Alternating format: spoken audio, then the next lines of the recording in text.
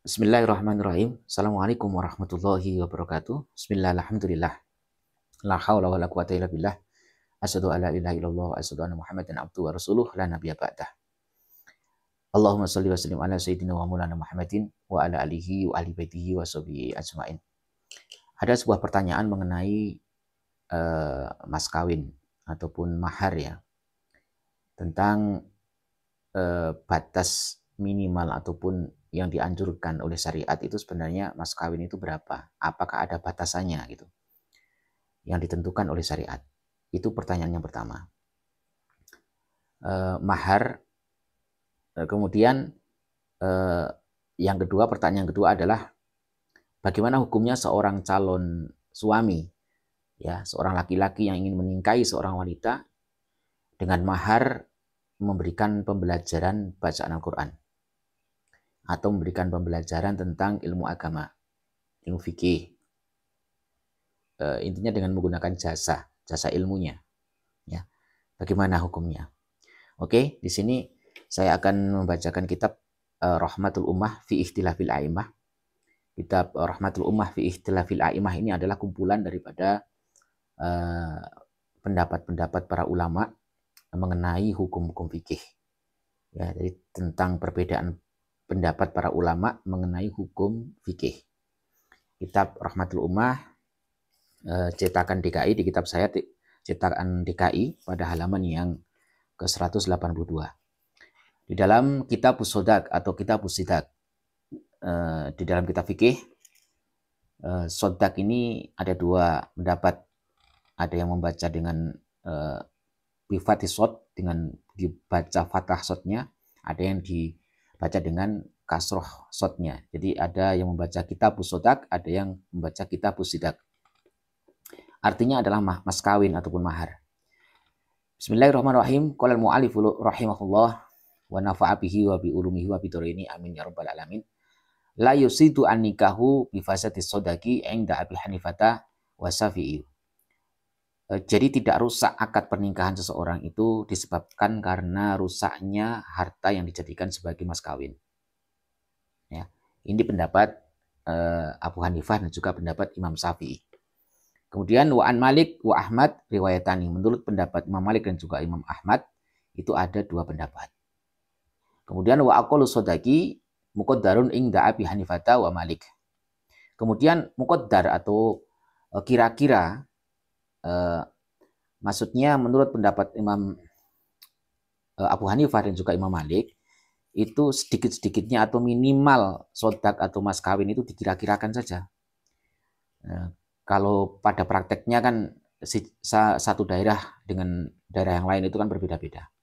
Tetapi di sini yang dimaksud dengan muqaddar itu bukan itu, tetapi muqaddar itu bukan dilihat dari adat istiadatnya, ya. Beda kota, beda jumlah, beda umumnya. Tapi di sini adalah wahwa ma yuqati'u bi as-sadiq. Kira-kira yang dimaksud dengan muqaddar oleh Imam Malik dan juga Imam Abu Hanifah itu adalah harta yang sekiranya kalau dicuri oleh seorang pencuri itu pencurinya bisa dihad, dipotong tangannya. Jadi kan ada kadar mencuri itu ada kadar batasan-batasan nilai harta yang dicuri itu berapa sehingga bisa dihukum had atau bisa dihukum, maksudnya bisa dihukum potong tangan. Di sini maksudnya seperti itu. Meskipun ma'a ikhtilaf fihima fi qadri dzalik, meskipun terjadi juga perbedaan pendapat di antara keduanya, antara Imam Abu Hanifah dan juga Imam Malik mengenai batasan-batasan itu atau kira-kira jumlah ataupun nilai daripada harta itu. Kemudian wa inda Abi Hanifata, kalau menurut Imam Abu Hanifah itu asratu darohimi. Jadi ada 10 dirham, kira-kiranya minimal 10 dirham. Ataupun au dinarin ataupun 10 dinar. Kemudian wa inda Malik rubu dinarin au salah satu darohimi. Kalau menurut pendapat Imam Malik itu adalah 1/4 dinar atau 3 dirham. Begitu, kira-kiranya begitu. Yang dimaksud muqaddir, dikira-kirakan.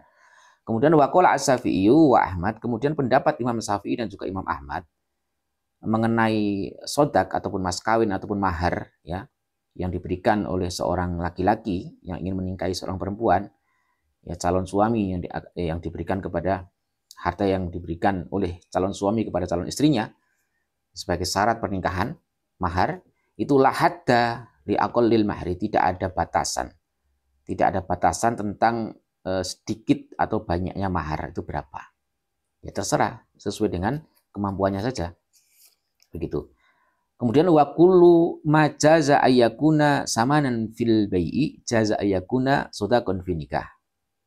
Dan ini yang berlaku sebenarnya ya, yang sekiranya tidak memberatkan calon suami, tetapi juga tidak menjadi bumerang di masyarakat bahwa kalau mahar atau sodak mas kawin terlalu sedikit juga menjadi omongan orang, kalau terlalu banyak juga menjadi berlebihan. Ini kata Imam Syafi'i dan Imam Ahmad, tidak ada batasan tentang sedikitnya atau banyaknya mahar. Kemudian pokoknya wa kullu ma jaza ayyakuna samanan fil bai'i jaza ayyakuna shadaqan fi nikah. Pokoknya segala sesuatu yang diperbolehkan atau memiliki nilai jual atau bisa ditransaksikan untuk jual beli, ya, di dalam jual beli yang memiliki nilai lah, maka jaza ayyakuna shadaqan fi nikah, maka diperbolehkan digunakan untuk sodak ataupun mahar, mas kawin di dalam pernikahan. Nah, ini tadi pertanyaan yang pertama terjawab ya, bahwa batasannya tidak ada batasan menurut pendapat Imam Syafi'i dan juga Imam Ahmad. Akan tetapi Imam Malik dan Imam Abu Hanifah berpendapat bahwa dikira-kirakan harta itu kalau diambil oleh seorang pencuri, dicuri, maka harta itu batasannya bisa membuat pencuri itu dipotong tangannya. Itu. Kemudian pertanyaan yang kedua yaitu tentang bagaimana hukumnya memberikan mahar kepada calon istrinya dengan menggunakan misalnya memberikan pembelajaran membaca Al-Quran atau memberikan pelajaran fikih, bagaimana hukumnya dengan menggunakan jasa ilmunya. Di sini ada qauluhu wa ta'limul Qur'ani yajuzu ayyakuna mahron inda Malik wa Syafi'i wa Ahmad fi ihdar riwayataini. Saya ulangi, wa ta'limul Qur'ani yajuzu ayyakuna mahron inda Malik wa Syafi'i wa Ahmad fi ihda riwayataini. Jadi memberikan pembelajaran Al-Quran kepada calon istrinya itu ya juzu diperbolehkan dijadikan sebagai mahar menurut pendapat Imam Malik, Imam Syafi'i, dan juga Imam Ahmad di dalam salah satu riwayatnya. Ya, jadi boleh ya. Kemudian waqul Abu Hanifah wa Ahmad, kemudian Imam Abu Hanifah juga dan juga Imam Ahmad, karena tadi dalam masalah ini Imam Ahmad memiliki dua riwayat.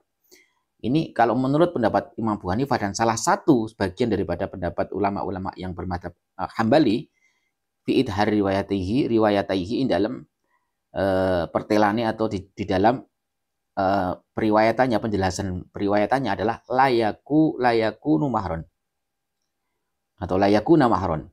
Maka itu tidak bisa dijadikan mahar kalau menurut pendapat Abu Hanifah dan sebagian pendapat Imam Ahmad. Ya, jadi hanya menurut Imam Abu Hanifah saja yang tidak memperbolehkan memberikan pembelajaran bacaan Al-Quran ataupun memberikan jasa, memberikan pembelajaran ilmu fikih ya, ilmu agama ya, itu dijadikan mahar untuk calon istrinya. Demikian jawaban saya, semoga bermanfaat dan mohon maaf atas segala kekurangannya, dan kalau ada kesalahannya juga mohon dimaafkan, ada kekeliruannya baik dari segi bacaannya, dari segi tarkibnya atau dari segi makna muradnya. Semoga Allah memaafkan. Wallahu a'lam bishawab.